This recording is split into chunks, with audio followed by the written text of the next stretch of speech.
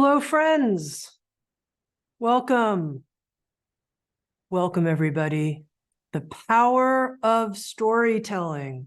This is a 3-part on-live workshop series to get your work and your story out into the world. My name's Tammy Simon. I'm the founder of Sounds True, and it is a great joy and an honor to be with you and to bring forward two people who are both friends and have been hugely influential in helping me and helping Sounds True reach more people and put our story out into the world. We have with us Richard Taubinger, who's the founder of Conscious Marketing, and Kylie Slavic, who's the director of storytelling and brand development for a company. They're called Conscious Marketer. All right, before we get started, let me just share a little bit about this 3-part series. Today, in our first part, we're going to be talking about the inner call to tell your story to help others. And ready for this? Why people want to hear it. Very important. Then in our second session, we'll be talking about overcoming the core blocks to telling your story and falling in love with storytelling. And then in our third and final session, we're going to talk about the conscious story formula, and we'll also have a live Q&A session, and we invite your participation in that. I also want to let you know that at the end of our session today, I'll be asking Richard and Kylie to talk about a new 8-week online course that they're putting on through Sounds True in collaboration with Sounds True. It's called Your Story Matters. It begins on November 8th, and we'll hear more about it, learn more about it at the end of our session today. All right, you ready? Let's get started. To begin, Kylie, share a bit with everyone who's joined with us here about your story to become the brand storytelling human at Conscious Marketer.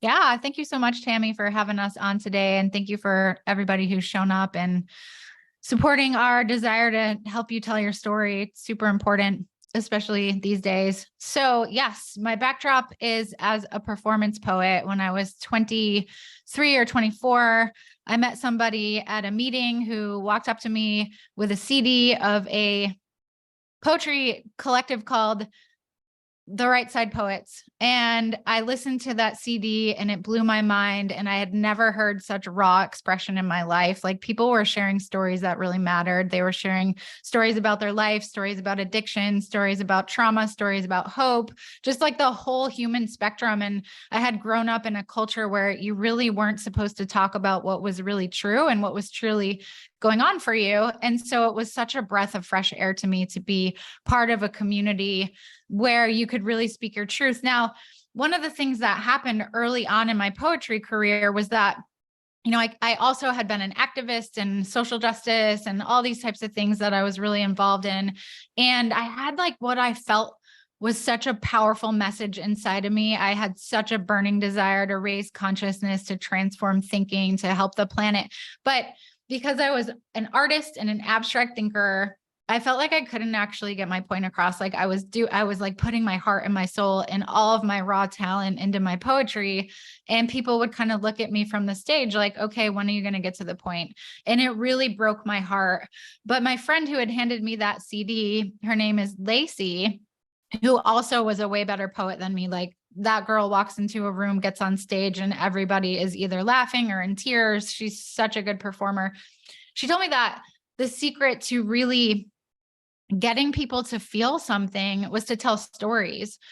And I had never thought about it that way. I just kind of did stream of consciousness poetry, kind of like the beat poetry style. And I had no idea that if I just shared a story, it would really change people's lives. And so I went home that night, I made a pot of coffee, I stayed up all night, and I shared a story about my friend Rich, who had overdosed. And I did this beautiful tribute to his life. And finally, when I was on the stage, I could see that I had moved the audience, that I'd created a connection. And that's what we want for all of you, whatever your audience might be, maybe Facebook posts or videos, or you have a business, or you're a spiritual teacher. We want to do that same thing for you. So quickly, I stayed a broke, happy performance poet for a long time. And then one day I met the head of the Sufi healing order in a parking lot in Gainesville, Florida, in a grocery store. And she took me to New Zealand on one of her teaching tours. It really changed my life. I was very young. I had no idea about any of this stuff. And when I was over there, I met a Cherokee medicine woman who told me if I didn't become an entrepreneur, I would be holding my soul back a grade in school. And I can tell you, I was not very happy about that, because I thought business people were evil and bad and destroying the planet. But I did go to a bookstore the next day. She'd never had steered me wrong before. I saw a book on internet marketing. It kind of like lit up and slid off the shelf a little. I don't know if that ever happened to you.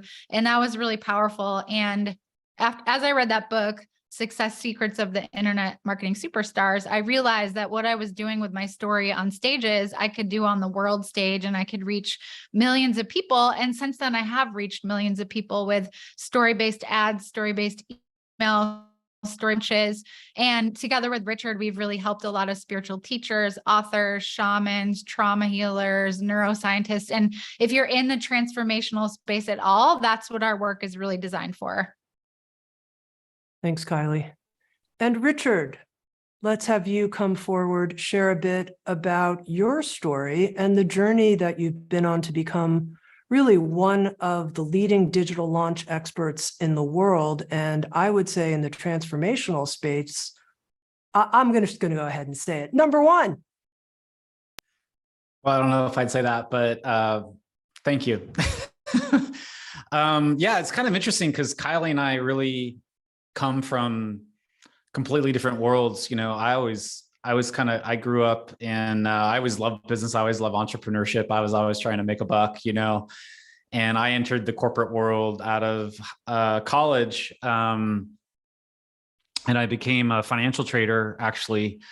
And I worked on some of the first electronic trading systems, is kind of like AI for trading, many years ago. And I found myself probably about 10 years in, and I was in Hong Kong. And it was kind of funny because I can see it now.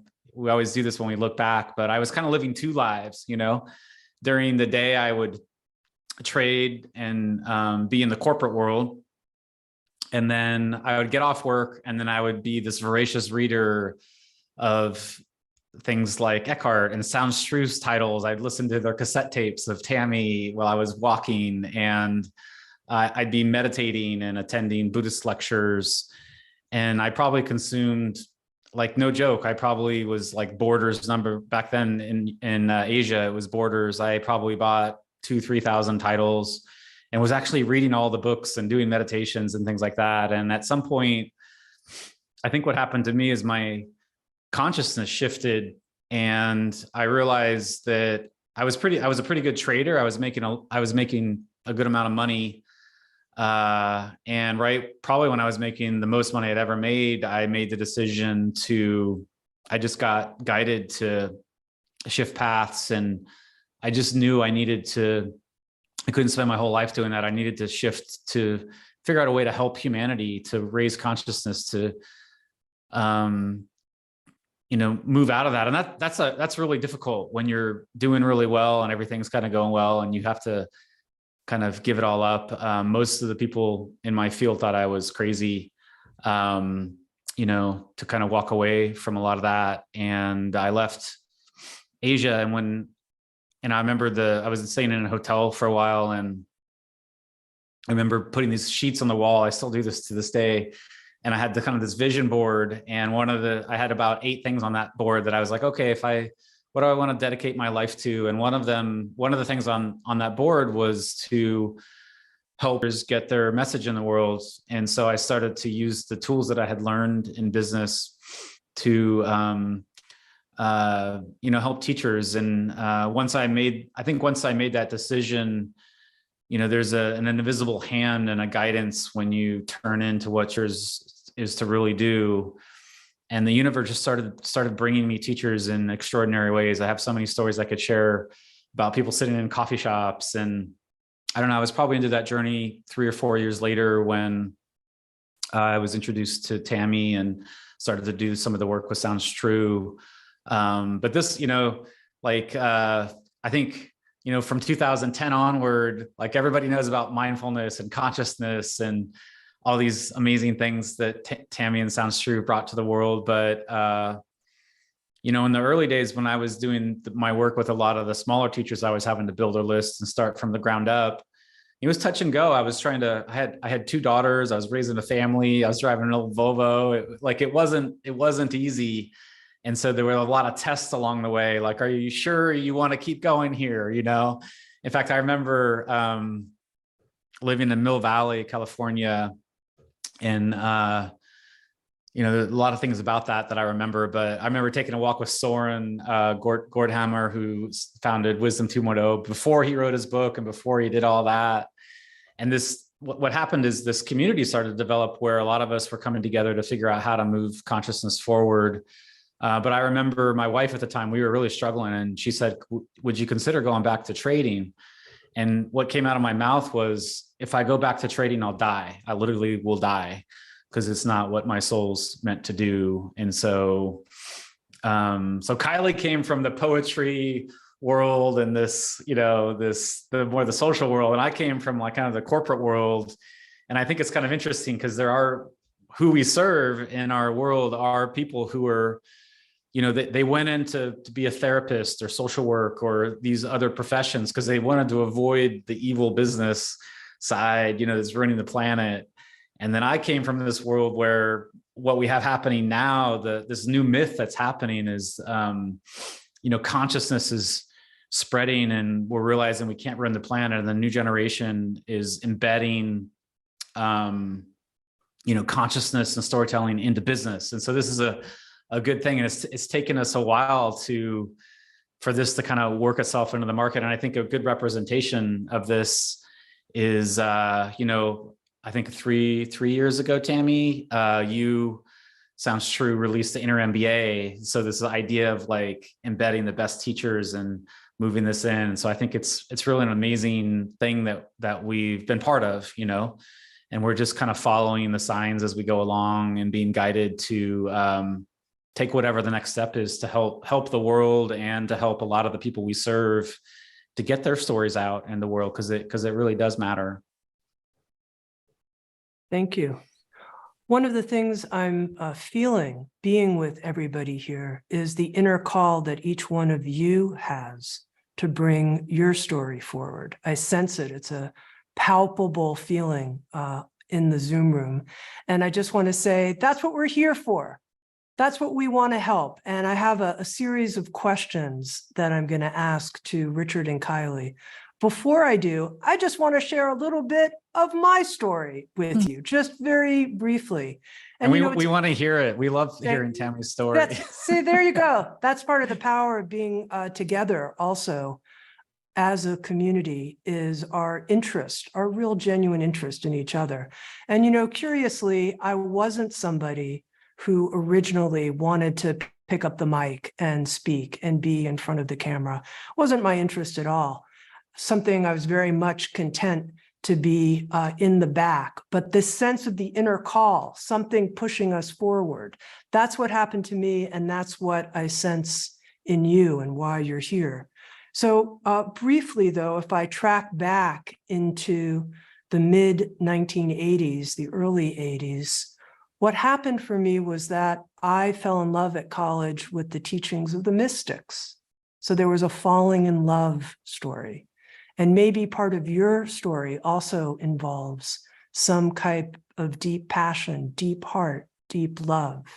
And then that was quickly followed by utter despair, because I had no idea of how this deep love I felt for mystical teachings would have any place in the world. And I left college. I wasn't interested in following an academic path. And what led me forward was, you ready for this? A prayer. And that prayer was, God, I'm willing to do your work. Will you show me what it is? And believe it or not, that sense of that willingness, that consent to do the sacred work that I feel is this inner call, and I think we all have that inner call, that is what continues to guide my work, and a type of fidelity to that, even when it's uncomfortable and there's a lack of assurance as to what the outcome will be. Now, here early in my life, there was also marked by, you ready, a prayer followed by a human being, a relationship, someone I met. I was volunteering at the local community radio station, following my passion of interviewing spiritual teachers to keep learning in a way that I did feel I could learn in academia. And I met someone, and I think this is so important, how people come into our lives to forward our story. Kylie talked about a book falling off a shelf. Sometimes it's a book, sometimes it's a person, it's a relationship. In my life, this person looked at me and he said, "Tammy, come on, you know what you want to do." And I was like, "No, I don't. I don't know what I want to do. You know, I love spiritual teachings. I'm, walking around Boulder barefoot at night, hosting for community radio, an unpaid volunteer job. If I knew what I wanted to do, I wouldn't be sitting here in the office talking to you. I don't know." From the universe supporting us. And what happened for me is I walked out of his office and had a moment of, the only thing I can say is divine intervention. That's what it felt like. I heard a voice. And it wasn't the kind of voice I normally hear inside myself, gabbing to myself. I'm very familiar with that voice. It was an unfamiliar voice. And it said, "Disseminate spiritual wisdom." And that's really the story of Sounds True, of the origin of Sounds True. And the story continues each step of the way, as I said, listening to that inner call and being faithful to it, which then brought me forward to this moment today, where what we're trying to do here in this session is help you unlock what you're faithful to, the healing power of your own story. And Kylie, I wonder if we can start there, and if you can share a bit. You've done so much research and teaching on this topic. Share a lot about the core ideas of how people unlock the healing power that lives in their story. It's such a good question. And yes, I've done a ton of research on this because primarily in my career, I've helped healers to reach more people. And so I wanted to understand, how does this all work? The top thing that I'll say about this is that stories help us to create meaning. I don't know if you've ever read that book, Man's Search for Meaning. I finally read it, Viktor Frankl. I finally read it this year on a plane. I read it in one plane ride because it was so captivating. And one of the things that he said was, those who survived the camps survived because they were able to make meaning out of what was happening around them. And stories are the top way, just even neuroscience, we'll talk about that in a little bit. Stories are the top way that we make meaning. When we make meaning, when you share your story, you are giving somebody else meaning in their life. What that means is you're giving them purpose. What it means is you're helping them to feel like they belong to something. We just did a podcast interview with a somatic storytelling, and her whole thing was about how stories help us feel part of a community. They give us belonging. And we can see in the world what happens when people don't have meaning and when they don't feel like they belong to something, some of the things that can happen that are not the things that you and I want to see happening, right? We want the opposite of that. And so sharing your story can definitely do that. Now, I believe that meaning is the crux of the healing power of your story, but how do you actually do it? Let's talk about that for a minute. So one of the things you can do is just share a story about change and transformation. So one of the things that I dipped into just a little tiny bit when I was sharing my story is how when I was a young activist, I used to protest McDonald's. One time my aunt went through the drive-through and got an ice cream cone while I was out there with like a sign, a picket sign. It was very embarrassing and strange, but I was protesting all the corporations, and I was vegetarian and handing out flyers about conscious eating and all this kind of stuff. I was 16, 17 when I was doing that. And I really thought that business was flat out just awful. Anyone doing business, anyone doing marketing, anyone going on the internet trying to do any of that type of stuff, I was like, it's awful. There's oil spills and there's rainforest destruction and there's all this stuff. And so when one of my spiritual teachers told me to become an entrepreneur, or I'd be holding my soul back a grade in school, which I thought was a little bit harsh, honestly, but that's what she had to say about it. I was able to actually reach out and help a lot more people doing that. There was a lot of resistance, and I could share the 20-year journey since then that has helped me to become an empowered entrepreneur. But what I noticed over the years was I had this story framework that I would call From Wounded Healer to Empowered Entrepreneur. And I would share my story about how I went from wounded healer to empowered entrepreneur. And what it did was it helped other people in my audience who felt similarly to me about business and marketing, which probably a lot of you on this call have had some apprehensions about that world and that part of the world that we live in. It helped them to heal something in them so that they would no longer hold back their gifts. And that's what we do at Conscious Marketer. We help people to take their gifts, put it online, reach more people, sell online courses. And through that, we've had a ripple effect of really transforming millions of lives. And a lot of it started with me sharing my story about how hurt I was by business and entrepreneurship, and then what could happen from it. And I'll never forget, this is the last thing I'll say before you listen to what Richard has to say, but I'll never forget the day I had a job as a content manager for this guy, Max Simon. Max's father was the silent partner of Deepak Chopra, and he was a really brilliant, conscious business person. And he had me interviewing these really successful entrepreneurs. I'll never forget the day I was on the phone with Mark Victor Hansen, the Chicken Soup for the Soul author and co-author. And he told me, he said, I've sold 500 million books. Before I die, I'm going to sell 1 billion. And I'm going to end world hunger. And I just stood there like, that was the first clue that I got that entrepreneurship could make a really big difference in the world, and that I could do more for the world by following that part of my calling. I'm not saying that you have to do that, but if there's ever been something painful inside of you about showing up in a much bigger way, or how business is working, or how the internet is, or how social media is, when I am able to share that story, a lot of people can relax and heal and bring their gifts into the world. So I think that meaning is probably the most important aspect of your story that you can share. And any story that you have is going to help somebody create meaning, and that's going to give them purpose. They're going to feel less alone. So yeah, when you think of storytelling, think of yourself as a meaning-making creator. You're creating meaning in the world, and that's helping people heal.